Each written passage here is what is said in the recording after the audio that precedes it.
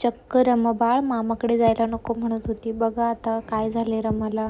ती आता जायलाच नको म्हणते मामाकडे. ना कुणाकडेच, म्हणजे ज्यांना ती रोज बघत नाही त्यांच्याकडे जायला नको म्हणते आणि रडते. तिला आता रडायला तर इतकं यायला लागले. पूर्ण 7 महिने तर रडली नाही ती एवढी, पण आता एवढी रडायला लागली. माणसं बघितली ना अनोळखी तर बरंच रडते. मग झोपताना कुरकुर करत बसते, झोपतच नाही. इकडे बघा काकाकडे लगेच गेली, बाबाकडे जाते, पण मामाकडे जायला नको म्हणत होते. त्यामुळे मामाला इतकं वाईट वाटत होतं ना की ती त्याच्याकडे येत नव्हती. तो इतक्या लांबून तिला भेटायला आला होता आणि त्याच्याकडे काही जातच नव्हती ती. म्हटलं ठीक आहे, जाऊ दे, तू रोज रोज भेटायला येत जा, एक दिवस आड तरी येत जा, म्हणजे ती तुला विसरणार नाही. आता लहान आहे ना म्हणून विसरून जाते लगेचच.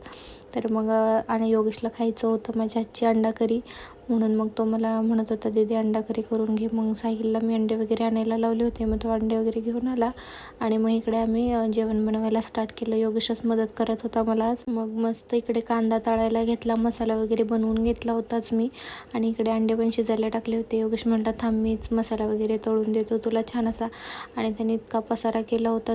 मग काय तेवढ्यात रमा पण उठली, तिला झोपवलं होतं मी मगाशी. मग आता लगेचच उठली, 10-15 मिनिटातच. तिची झोप झाली की नाही काय माहिती, आवाजानेच उठली असावी माझ्या. मग म्हटलं चला उठली तर ठीक आहे. तिचा खाऊ पण राहिला होता, खायला दिलं नव्हतं मी तिला, रडत होती म्हणून झोपून गेली तशीच.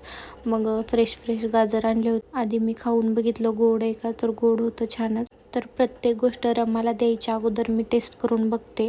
ते सॅरेलॅक्स वगैरे पण मी पहिला टेस्ट करूनच तिला दिलं. आता मला म्हणजे अशी काळजी वाटत राहते की तिला आवडेल की नाही, त्यामुळे मी प्रत्येक गोष्ट पहिला स्वतःवर ट्राय करते आणि मगच तिला देत असते खायला.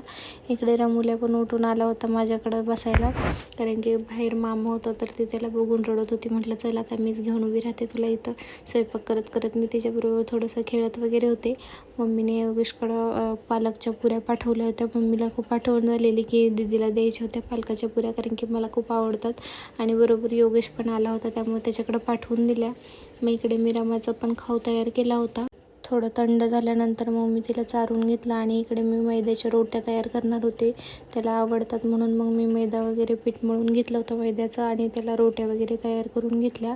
मागच्या वेळेस आम्ही तव्यावरतीच भाजल्या होत्या डायरेक्ट, म्हणजे दोन्ही साईडनी.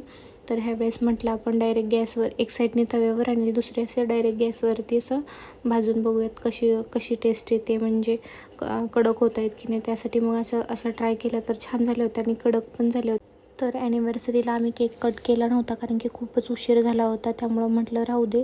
तर अनिकेतला म्हटलं काहीतरी गोड घेऊन ये माझ्यासाठी खायला, तर तो केकच घेऊन आला होता.